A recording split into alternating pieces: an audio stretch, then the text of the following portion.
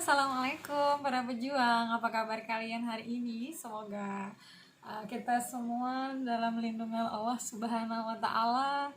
Semoga kita semua dimudahkan segala ujiannya, disehatkan, dan juga diberkahkan rezeki di dalam keluarga kita ya teman-teman ya. Oh ya teman-teman, aku juga doakan kalian yang sedang sakit semoga segera sembuh, diangkat sakitnya sama Allah, dan tidak tersisa sedikit sakit apapun. Yang sedang diuji semoga dimudahkan, yang sedang galau semoga ditunjukkan jalannya ya. Oke, amin ya rabbal alamin. Oh ya teman-teman, aku hari ini hanya memberikan satu kalimat bukan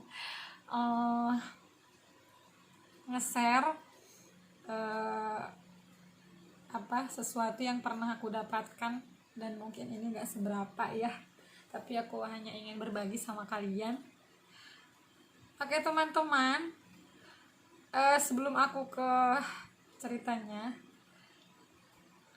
saya rasa kalian di tempat kalian juga masih terjadi lockdown ya, entah sampai kapan.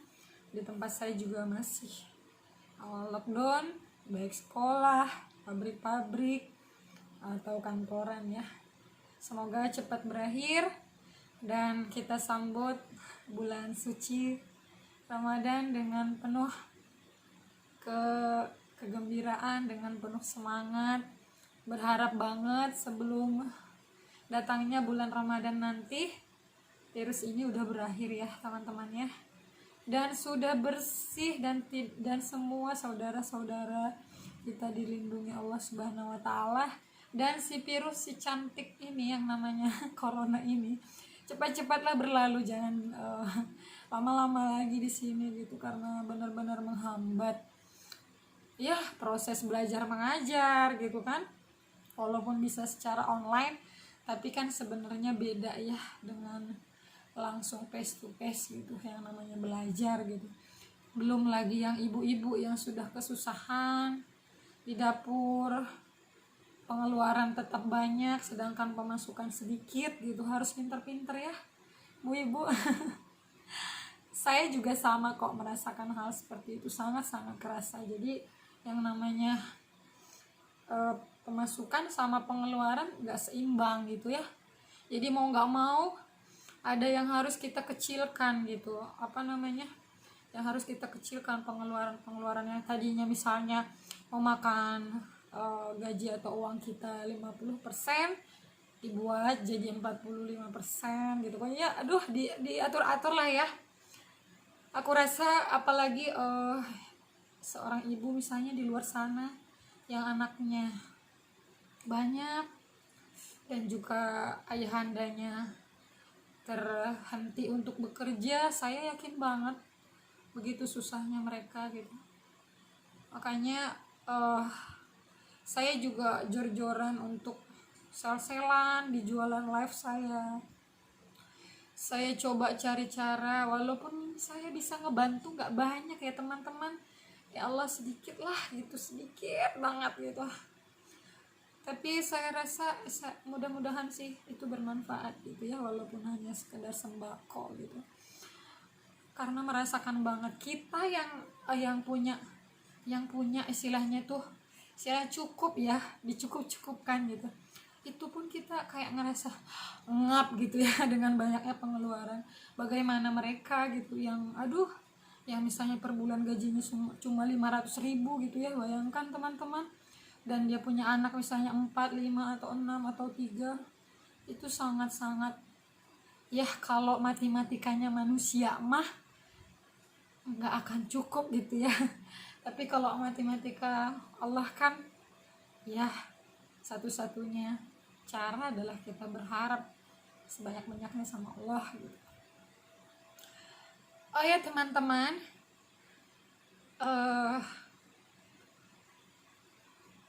sebelumnya saya sudah pernah cerita bagaimana asal muasal saya, dan sekarang saya sudah menjadi seorang muslimah. Mungkin jika ada kalimat saya yang eh, ada apa sedikit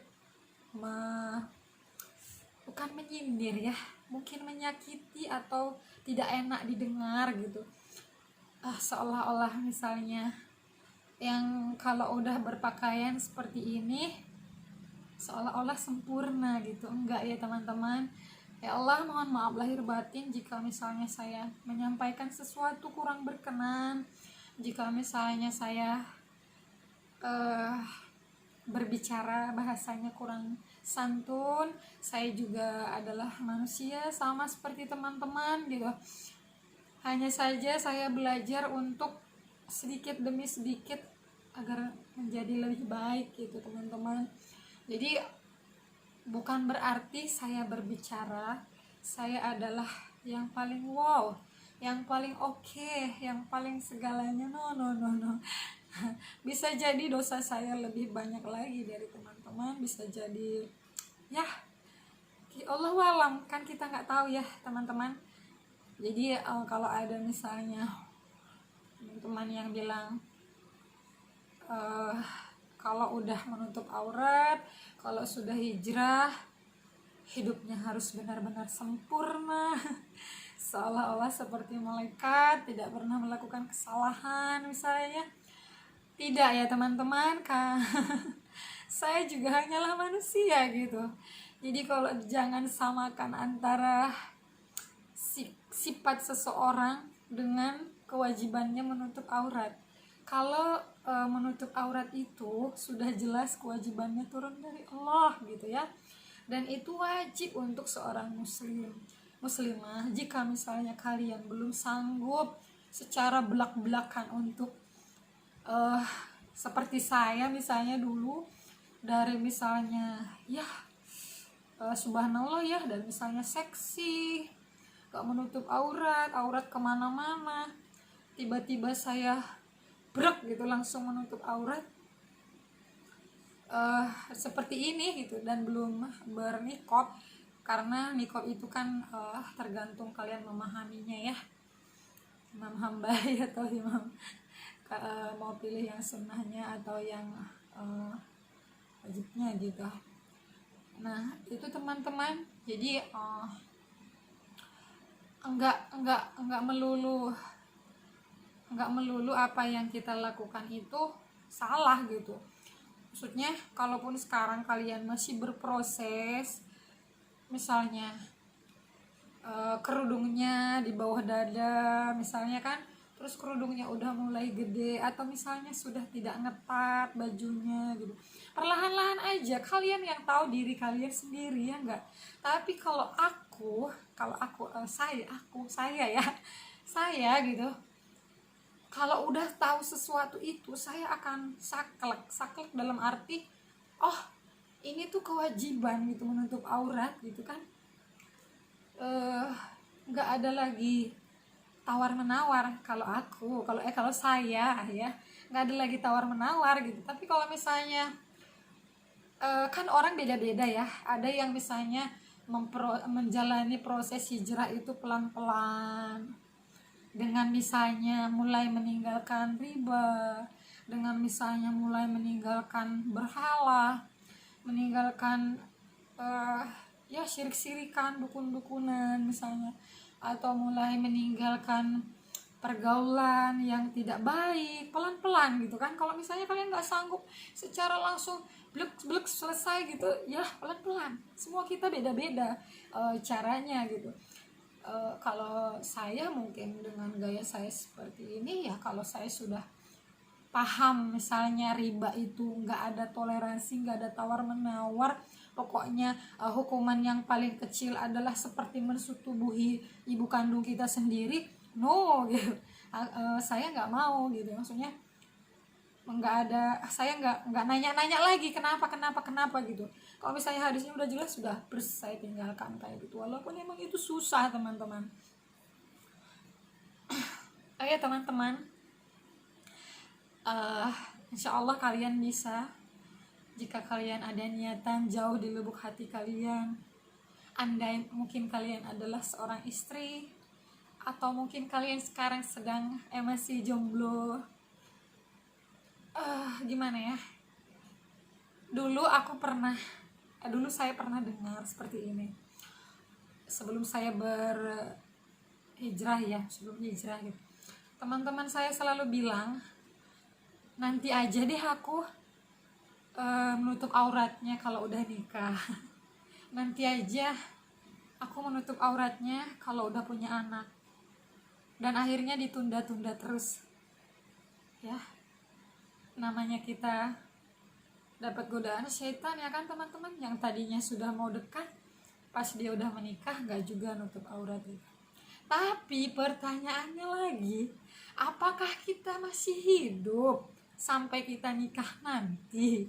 Kan kita nggak tahu teman-teman, kita nggak punya tiket, nggak punya tanggal kapan kita dipanggil sama Allah. Misalnya kamu Wita tanggal sekian, jam sekian, tahun sekian.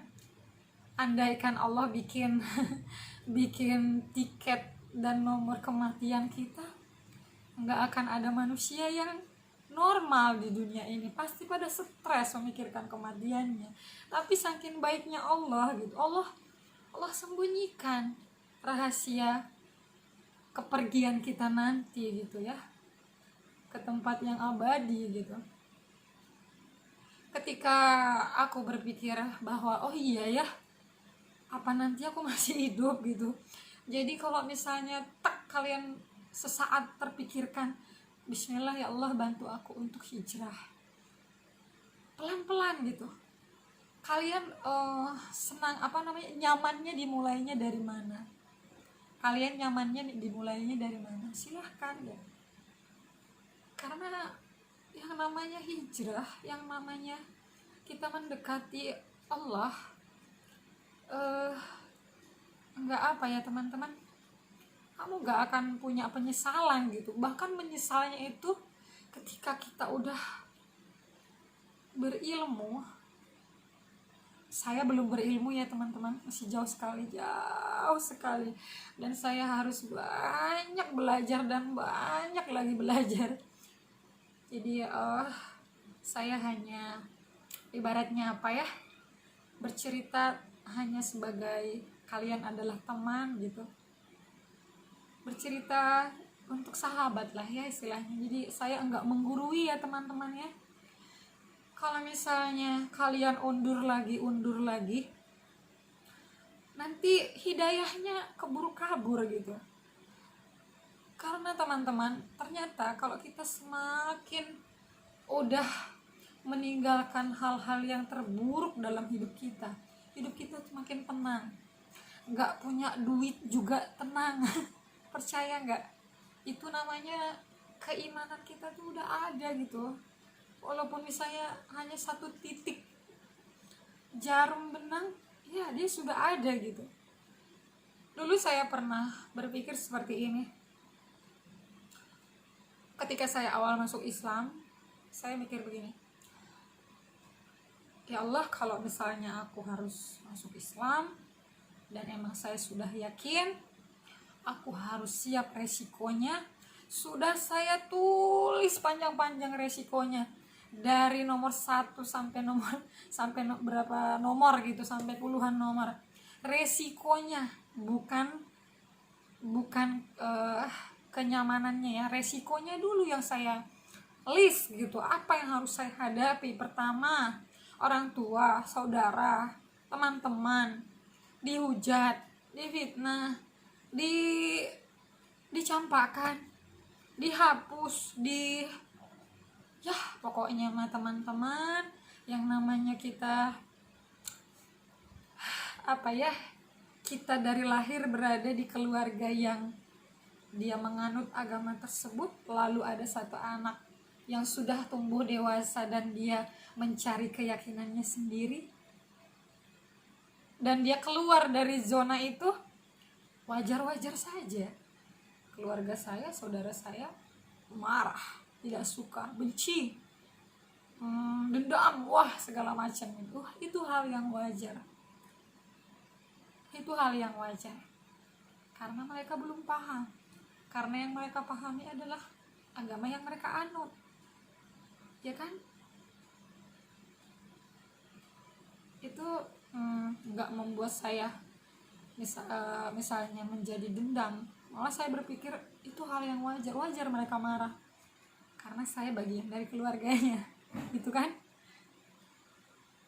Saya list semuanya apa yang akan saya hadapi, luntang-lantung, nggak punya uang, kelaparan, kehilangan keluarga, kehilangan semuanya, nggak punya apa-apa, dan masih banyak lagi yang harus saya hadapi.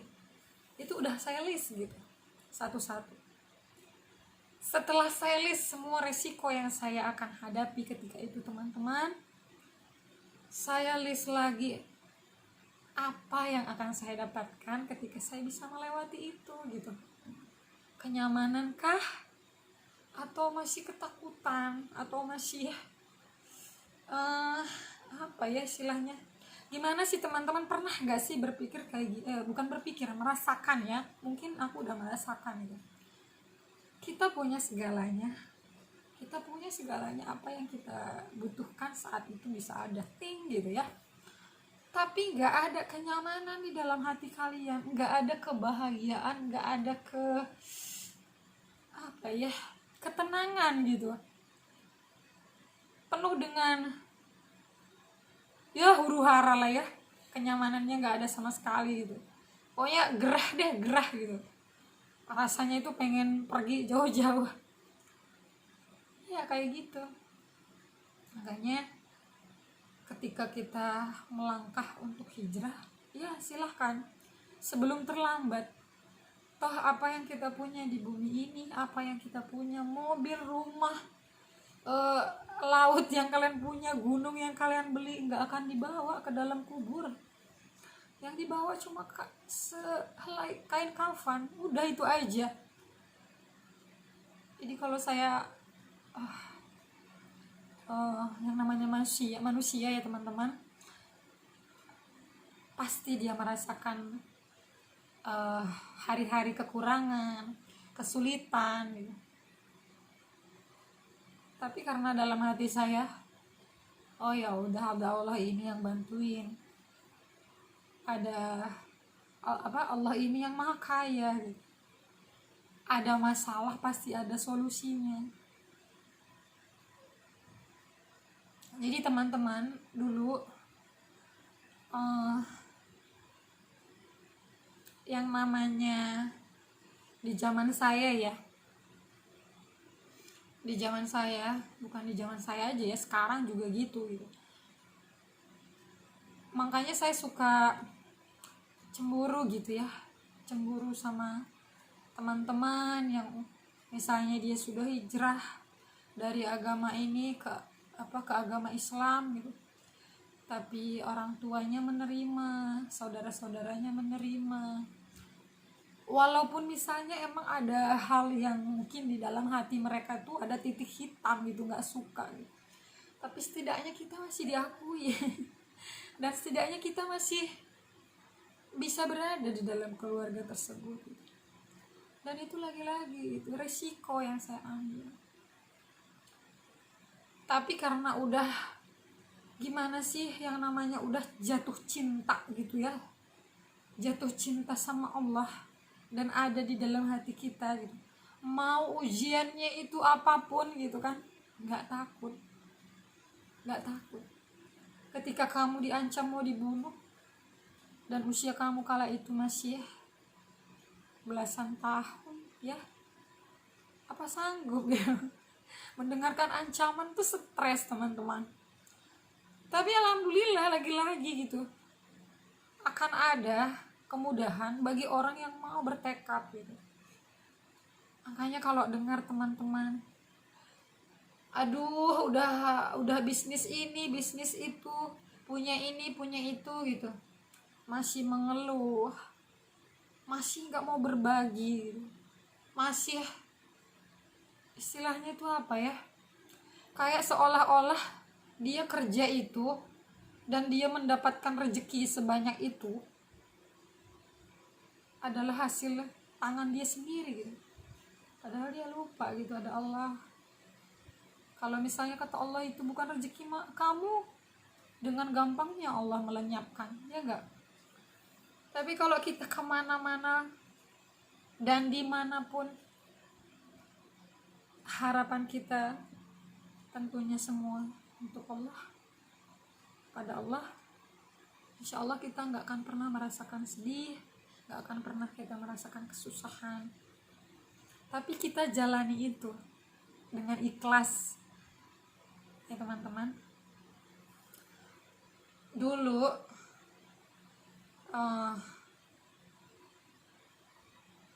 saya pernah merasakan satu kekerasan. Ini hijrah dengan perilaku ya, sifat ya.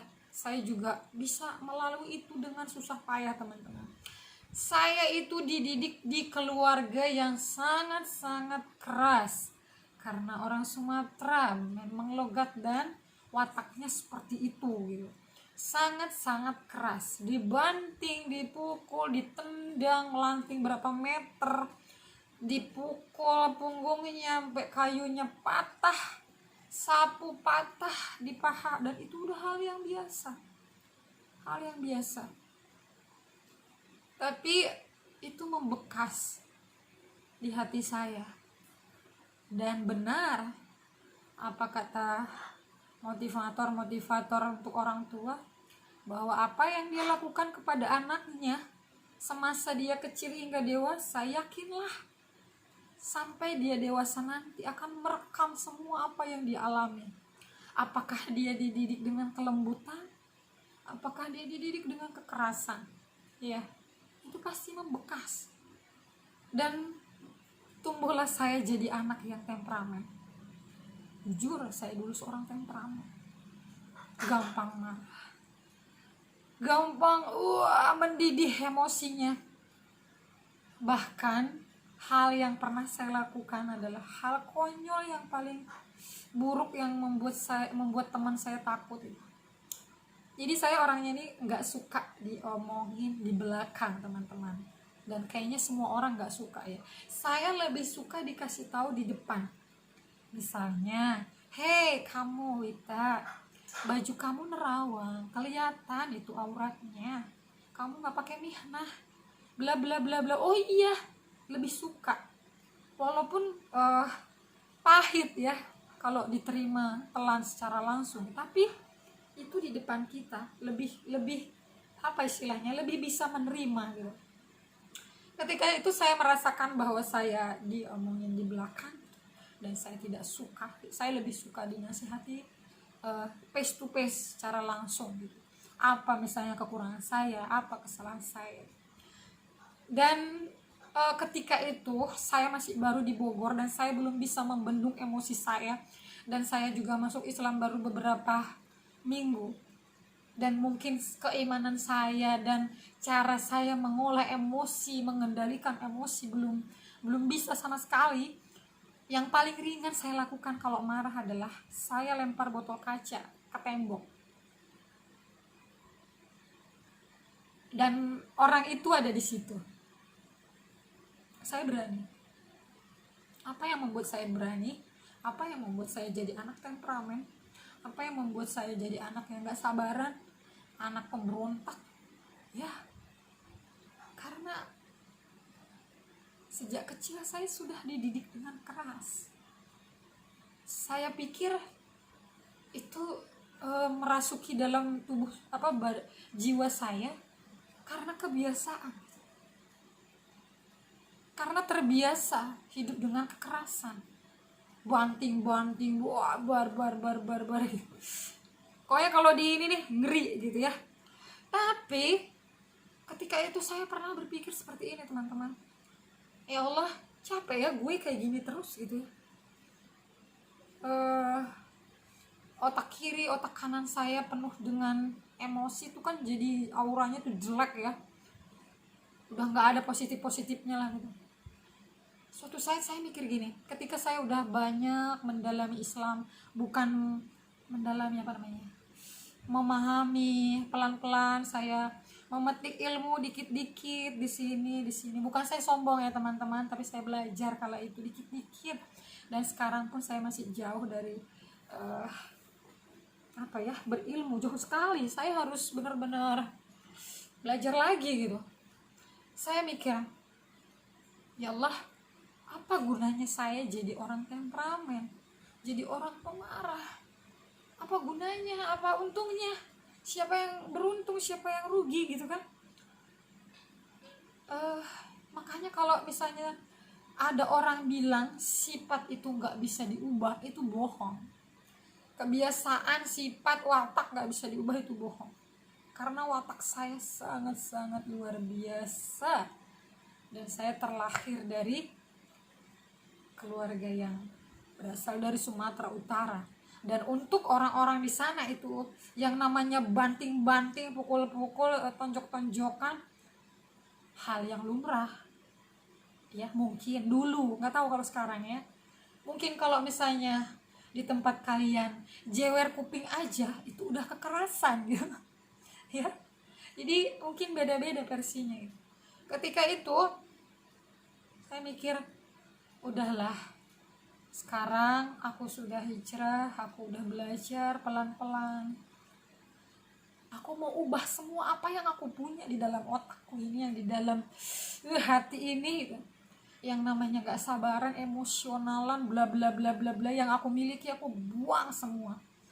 Bahkan teman-teman, kalau sekarang ya, sampai sekarang teman-teman saya tuh gak ada yang percaya kalau saya itu orang Batak. Gak ada yang percaya.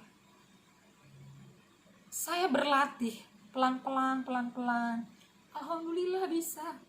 Saya berlatih bagaimana menata emosi, bagaimana memahami penyesalan. Kalau penyesalan itu adanya di belakang, jadi kalau kamu marah-marah, meledak-meledak di depan, dan nyesel di belakang, itu konyol gitu. Ya enggak? Subhanallah gitu. Terus saya belajar memahami kesabaran itu ada di depan, bukan di belakang. Contoh, kita misalnya mendapatkan satu musibah dan membuat hati kita meronta emosi. Ingat teman-teman, istighfar itu ada di depan, bukan di belakang. Kalau kita mempunyai satu masalah yang sangat berat, kesabaran itu ada di depan. Tarik nafas. Kesabaran itu ada di depan, bukan di belakang. Pas kamu udah capek, wah, bom sana sini, meledak, nanti endingnya kamu baru, oh kenapa ya, harusnya tadi aku gak gini, harusnya aku sabar, harusnya gini. Ya, kesabaran itu ada di depan, bukan di belakang. Begitu juga penyesalan kayak gitu. Aku belajar bahwa misalnya aku menghadapi satu peristiwa yang membuat jiwa saya bergejolak, emosi gitu ya, saya berpikir, pertama yang harus saya lakukan adalah mandi. Kalau saya emosi ya, saya duduk, saya benar-benar duduk, senderan, kaki saya luruskan. Kalau saya masih gitu ya, emosi, saya tiduran. Nggak tidur ya, saya tiduran. Dan saya masih belum bisa untuk mengontrol emosi saya. Saya mandi dan berwudu. Dan selalu itu saya lakukan. Saya mandi dan berwudu. Udah panas di otak ya. Satu-satunya yang kita butuh adalah pertolongan Allah. Allah, ya Allah, aduh ya Allah, kuatkan aku untuk jangan emosi gitu. Akhirnya ya berwudu, mandi, habis itu sholat tobat. Gitu teman-teman. Dan saya bisa mengubah itu. Saya memperlihatkan temperamen, bukan memperlihatkan, apa ya, pokoknya mah selama di perantauan saya, sifat-sifat temperamen emosional saya yang meledak-ledak itu hanya bertahan selama 1 tahun. Setelah tahun kedua ke atas sampai sekarang, yang namanya marah nggak bertubi-tubi, marah habis-habisan, wah, banting-banting misalnya, oh Itu bukan sifat saya lagi teman-teman. Sekarang itu larinya kemana? Kalau punya masalah nangis, sujud, mohon pertolongan Allah, nangis, sujud, itu aja. Nggak pernah lagi. Aduh, bahkan udah lupa gimana caranya temperamen itu apa gitu ya, ngebanting kursi. Waduh, subhanallah, itu bukan saya lagi. Jadi hijrah itu mudah untuk kalian, tergantung kalian kuat atau enggak, berani atau enggak, dan yakin atau enggak. Bahkan untuk mengubah sifat, mengubah watak bisa teman-teman. Kadang saya mikir, ya Allah, aku udah begini, aku udah hijrah, aku udah seperti ini, bantu aku Allah untuk apa istilahnya ya, menekan emosional aku. Jadikan aku wanita yang ya nggak lembut-lembut amat, tapi setidaknya aku nggak pernah temperamen lagi gitu. Itu teman-teman. Jadi emang kebiasaan itu, watak itu adalah dari diri kita sendiri. Kita mau nggak mengakui kalau kita itu adalah seorang emosional, adalah seorang pemarah. Terus kita mau nggak menerima, kita harus belajar dan mengubah itu gitu loh. Jadi semua itu ada di dalam diri kalian. Saya rasa bukan aku aja, banyak gitu teman-teman di sini yang mengelola emosionalnya menjadi lebih baik gitu ya. Walaupun nggak sempurna, namanya juga manusia teman-teman ya. Dia punya marah, dia punya sedih, dia punya senang, dia punya depresi, itulah manusia. Tapi gimana kita bisa mengelola itu semua atau enggak ya. Jadi untuk teman-teman yang kalian di sana yang misalnya, ya aku belum bisa hijrah karena aku orangnya begini, wataknya begini, enggak teman-teman. Nanti dengan sendirinya engkau akan menyadari dan kau akan memahami bahwa perubahan itu akan datang secara perlahan-lahan ya. Dan kita menjadikan diri kita ini nyaman, sentosa ya. Kalau kita jadi orang yang tidak pemarah, rasanya nyaman ya enggak, tidak emosional, menerima satu masalah dengan emosional. Kalau dengan emosional endingnya apa? Nyesal juga ya. Jadi mending kita terima sesuatu apapun yang kita hadapi dengan cara ya lembutkan hati dan minta sama Allah. Seorang preman sekalipun banyak yang jadi ustadz ya enggak, dia bertobat. Pemabuk narkoba, dia bisa berubah jadi ustadz. Kenapa? Karena dia cari hidayah, terus dia lakukan gitu, jalankan itu ya teman-teman. Aku tidak mengguruin, ini hanya sebagai obrolan antara sahabat channel YouTube aja. Jangan lupa di subscribe ya teman-teman, supaya aku lebih semangat. Sekarang ini masih dalam keadaan lockdown, jadi aku belum bisa buat video untuk keluar, hanya masih di rumah aja ya. Jadi aku butuh dukungan kalian untuk nge-share, di komen, di like, sama kasih tahu ke teman-teman untuk di subscribe ya. Oke, terima kasih. Assalamualaikum.